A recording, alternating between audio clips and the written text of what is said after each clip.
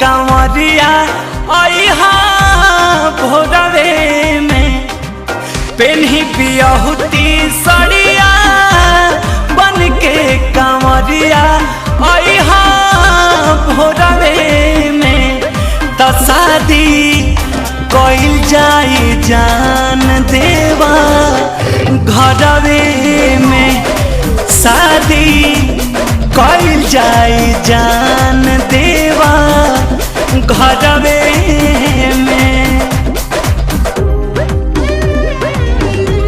बोला बोला भूतनाथ की।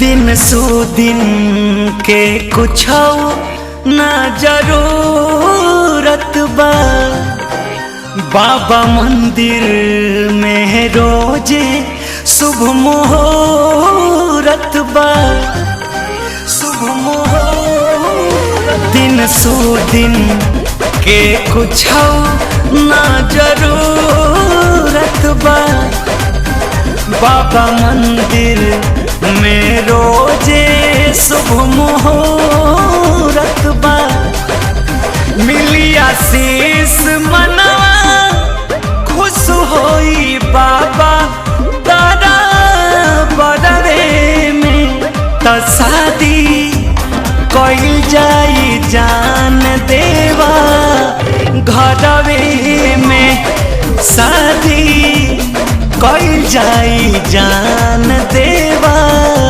घरवे में। बोला बोला सोमेश्वरनाथ की।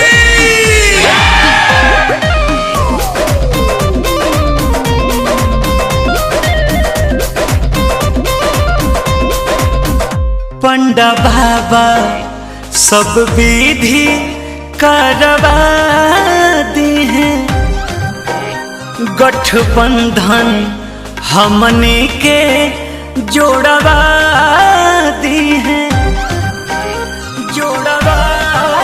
पंडा बाबा सब विधि करवा दी हैं गठबंधन हमने के जोड़वा दी हैं।